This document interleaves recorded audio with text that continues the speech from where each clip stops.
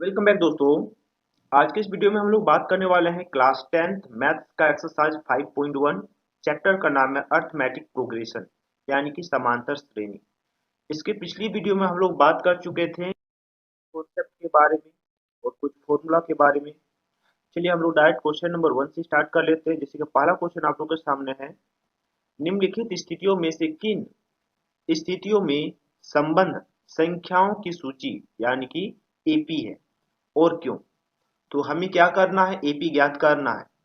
पहला क्वेश्चन आप लोग के सामने है कि प्रत्येक किलोमीटर के बाद टैक्सी का किराया, जबकि प्रथम किलोमीटर के लिए किराया है 15 रुपया और अतिरिक्त किलोमीटर का किराया 8 रुपया।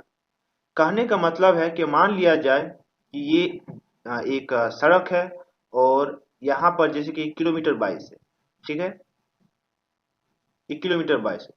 तो यहाँ से यहाँ जाने में पड़ रहा है, ठीक है, यहाँ से यहाँ जाने में उसको 15 रुपया देना पड़ रहा है और हर 1 किलोमीटर का 8 8 रुपया, ठीक है। यहाँ से यहाँ जाएगा 8 रुपया, तो प्रत्येक किलोमीटर के लिए 8 रुपया। तो एपी क्या कर रहा है, तो एपी जो है, जो हर एक डिस्टेंस जो है, इनका जो डिस्टेंस है वो डिस्टेंस हो गया आपका 8 8 रुपया का। अब प्रथम के लिए हम इसको ए मानेंगे, ठीक है। कहने का मतलब है यहाँ पर हमें ए का वैल्यू दे रहा है 15 और डी का वैल्यू दे रहा है 8। तो क्या निकालना है, एपी निकालना है। तो ए तो 15 निकल ही गया है, ए टू निकालना है। ए टू का फॉर्मूला आप लोग को पता ही होगा, ए प्लस डी, ठीक है, ए प्लस डी। तो ए प्लस डी क्या हो जाएगा, 15 प्लस 8, 15 प्लस 8 यानी कि 23। उसी प्रकार से हम ए थ्री निकालेंगे। फॉर्मूला क्या होता है ए थ्री का, ए प्लस 2 डी, ए प्लस 2 डी।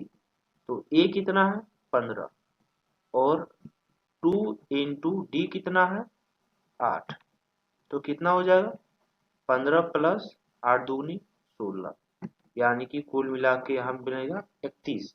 उसी प्रकार से ए फोर निकाल लेंगे, क्या हो जाएगा 15 प्लस 3 डी, यानी क्या ए प्लस 3 डी हो जाएगा फॉर्मूला, ठीक है, ए प्लस 3 डी। तो ए प्लस 3 डी यानी कि हो जाएगा आपका 15 प्लस 3 इंटू डी कितना है 8 है। अगला स्टेप में हो जाएगा 15 प्लस 8 या 24, 24 और 15 कितना हो जाएगा 39।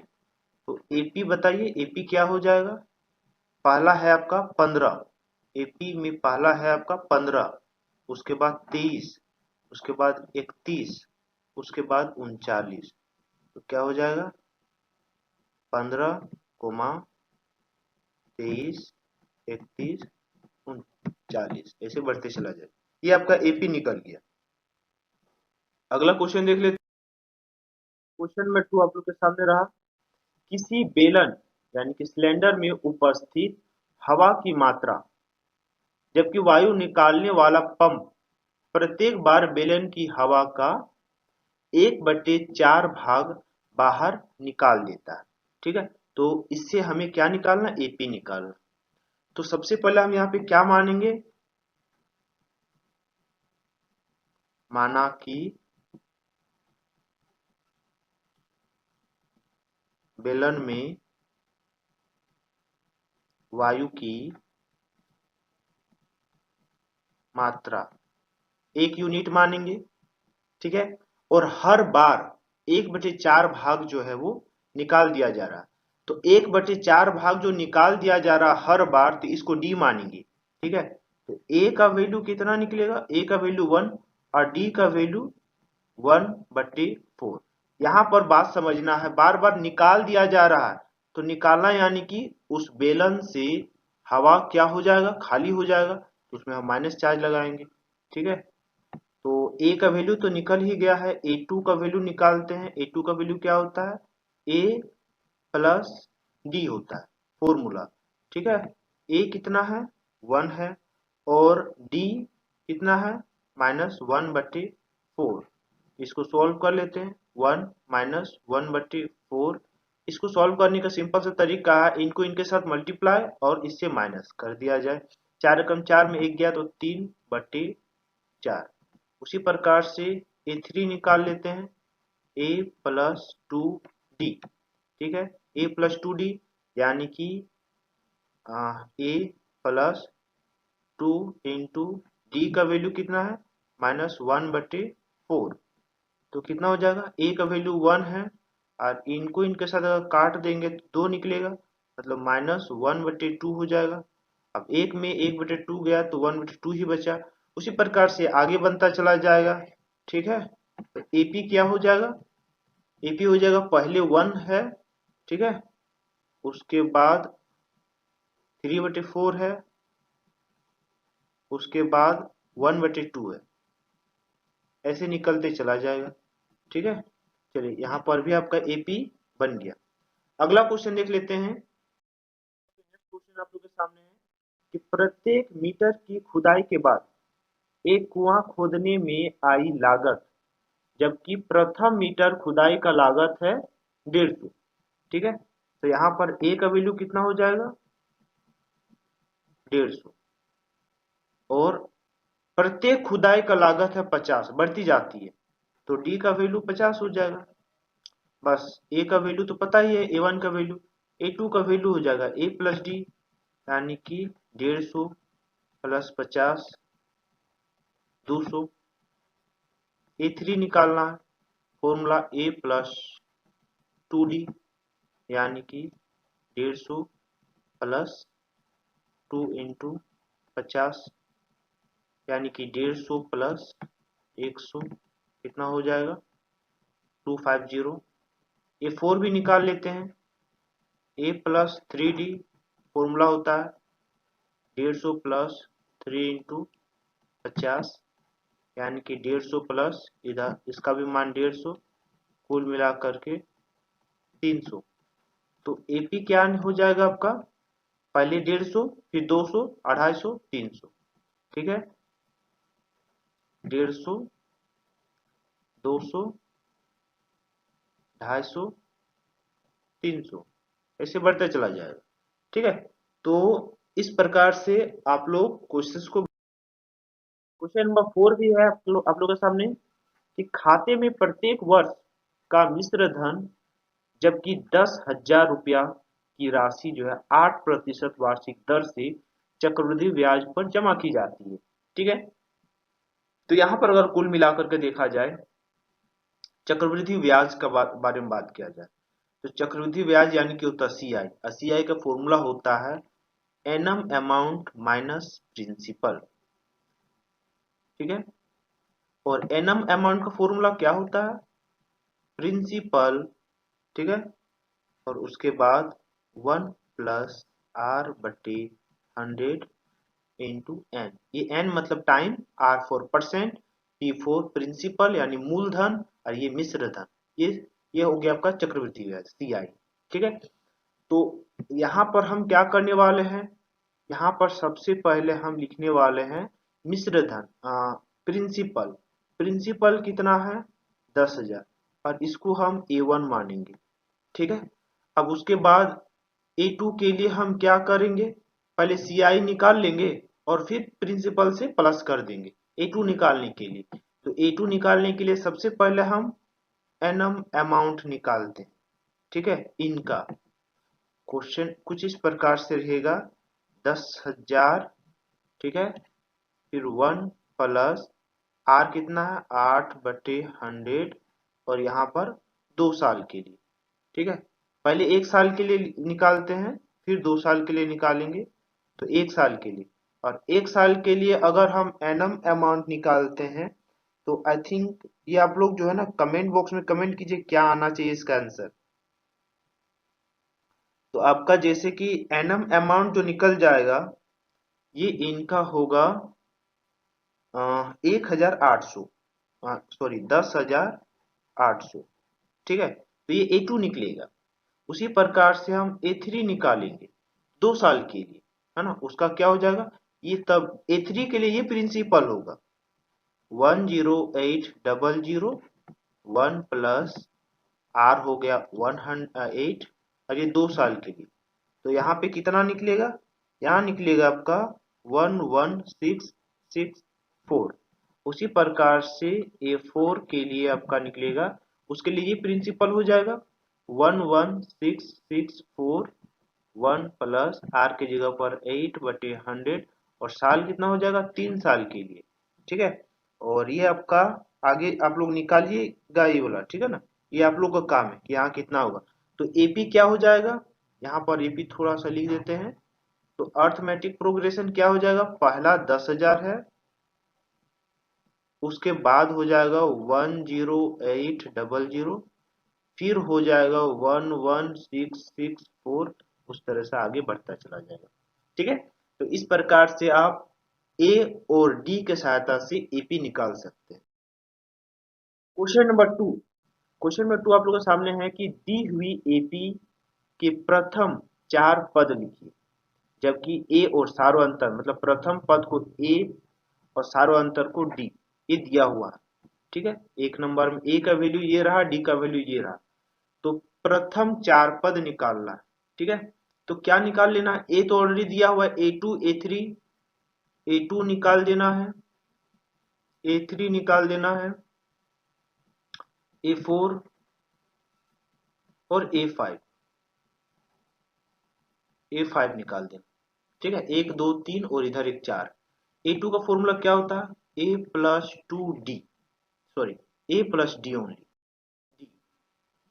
तो A कितना है, A है 10 और D कितना है, ये नहीं है। ठीक है, और D कितना है 10, तो A2 का वैल्यू कितना हो जाएगा 20। A3 का फॉर्मूला होता है A+2D, 10+2 इंटू डी भी 10 ही है, 10+20 बराबर 30।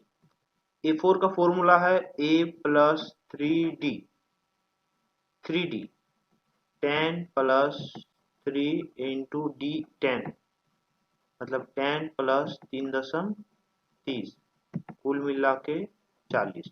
और इधर अगर देखा जाए तो A+4D, A 10 है, 4 इंटू 10, 10+40 इक्वल टू, ये हो जाएगा आपका 50। ठीक है, इसी प्रकार से यहाँ पर भी है, ए का वैल्यू -2 और डी का वैल्यू है 0। तो A2 का वैल्यू क्या होगा, A+D। ठीक है, प्रथम 4 पद, तो पहले A2 निकाल लेंगे। ए कितना है -2, यहाँ पे लिखना है -2 प्लस डी का वैल्यू 0, तो -2 ही होगा। फिर उसके बाद अगर देखा जाए A3, A+2D। ठीक है, तो ए का वैल्यू -2 प्लस 2 इंटू 0, तो ये तो 0 ही होगा, आंसर -2 ही होगा। उसी प्रकार से A4 भी निकाल लेंगे और A5 भी निकाल लेंगे। A4 का फॉर्मूला A+3D, और तो 3D हो जाएगा -2 प्लस 0, यानी कि -2 ही होगा। और यहाँ D जहां डिफरेंस 0 है, यानी कि वही संख्या रहेगा हर बार। ठीक है, यहाँ भी A+4D, तो -2 प्लस इधर 0 हो जाएगा, तो -2 ही होगा। ठीक है, इस प्रकार से क्वेश्चन।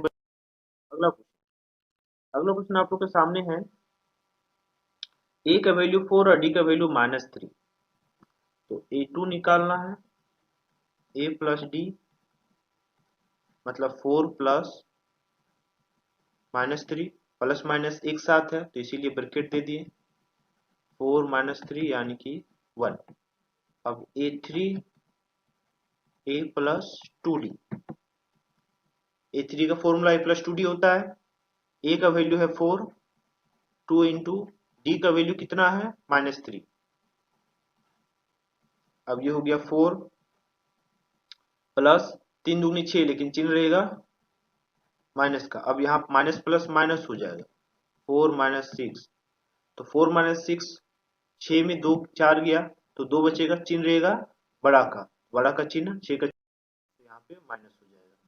उसी प्रकार से A4 और A5, A4 का वैल्यू क्या हो जाएगा, A+3D, A+3 इंटू डी की जगह पर -3, ए कितना है 4 प्लस माइनस 9, 3 3 का 9 हो जाएगा, यानी 4 - 9 कुल मिला के कितना हो जाएगा -5।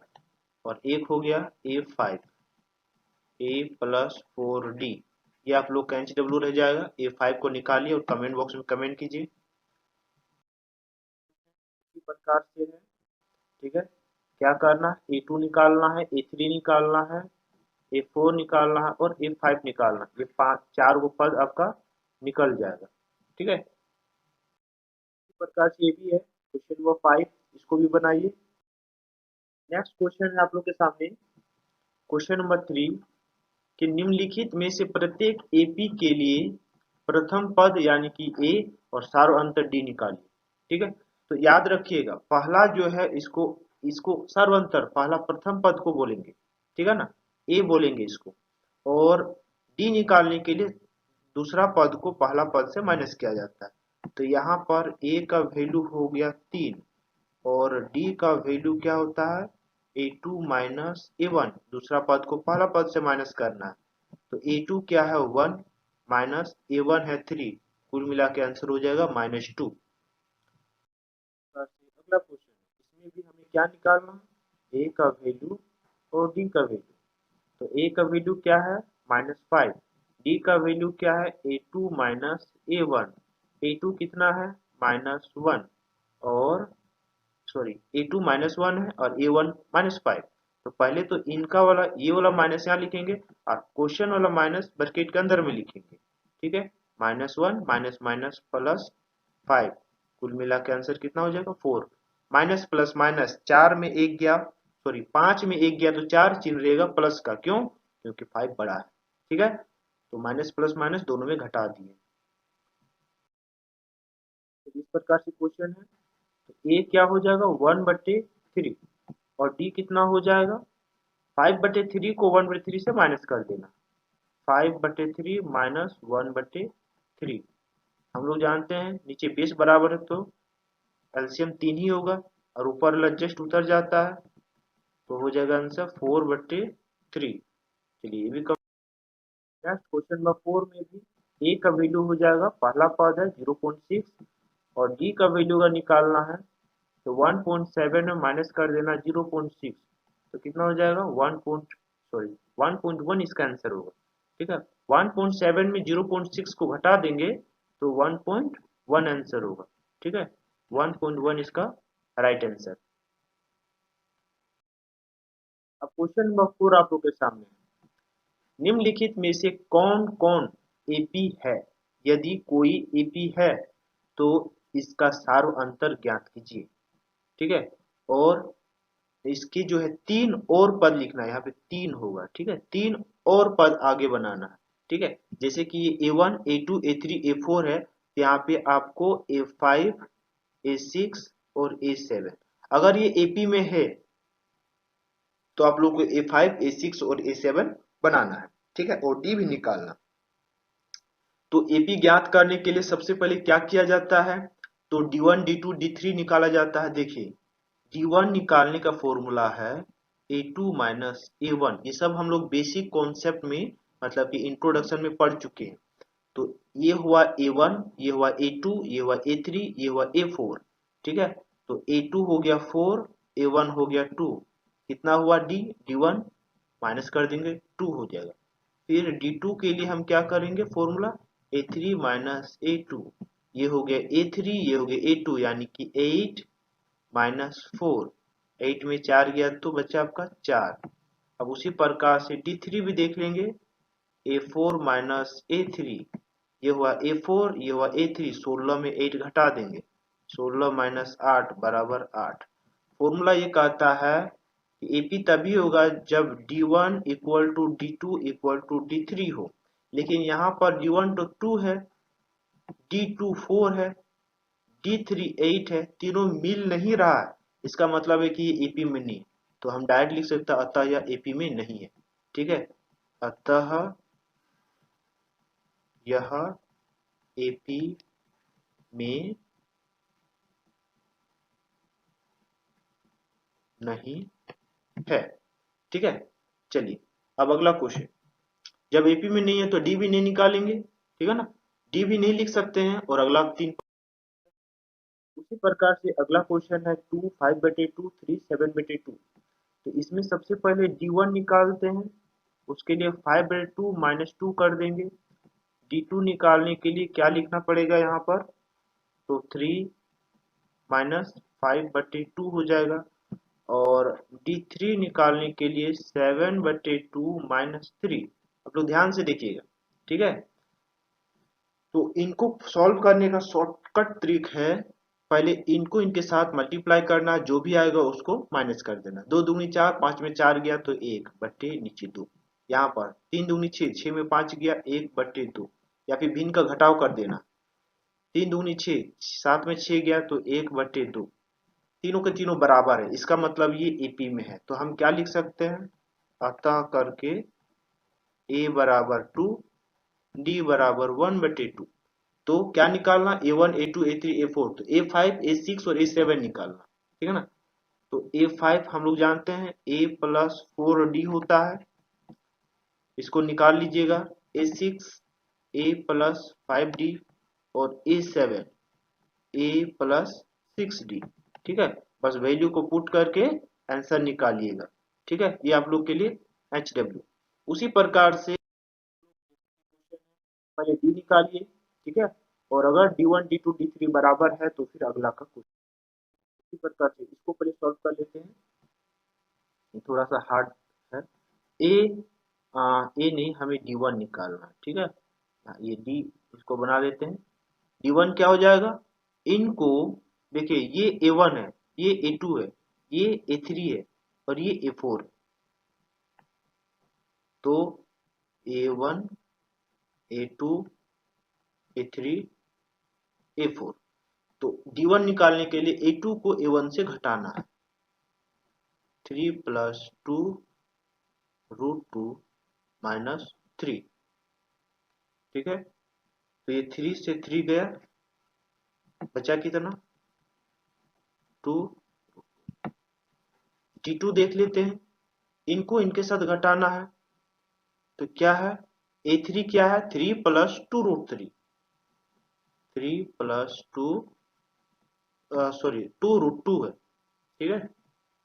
और उसको घटाना है 3 + 2 √3 के साथ, ठीक है। यहाँ पे √2 हो जाएगा। तो ये तो आपका ब्रैकेट में चला जाएगा क्योंकि माइनस में, इसीलिए आप D2 बराबर 3 + 2 √2 -3 -3 और माइनस प्लस -2 √2, ठीक है। तो ये भी खत्म हो जाएगा, प्लस माइनस है जिसके का ये भी खत्म हो गया। यहीं पर दिख रहा है D1 और D2 जो है बराबर नहीं है। D1 D2 बराबर नहीं, तो यहाँ पे लिख दीजिए, अतः ये एपी में नहीं है, ठीक है। अतः यह एपी में नहीं है। इसी प्रकार से ये इसमें भी हम चेक कर लेते हैं। D1 के लिए क्या करेंगे, ये A1 है, A2 है, A3 है, A4 है। तो D1 निकालने के लिए इनको इनके साथ घटाना, 0.22 - 0.2, ठीक है। तो यहाँ पर अगर हम इसको सॉल्व कर लेते हैं तो 0.02 बनेगा। उसी प्रकार से D2 देख लेते हैं, 0.222 - 0.22, तो क्या हो जाएगा, डी का वैल्यू 0.002। यहीं पर देख लेते हैं वेरिएशन आ गया। जब वेरिएशन आ गया है तो हम डायरेक्ट लिख सकते हैं अतः ये एपी में नहीं है, ठीक है, क्योंकि D1 not equal to D2। इसी प्रकार से बहुत सारा क्वेश्चन है, ठीक है। ये आप लोग सॉल्व करते चलिए। 6 9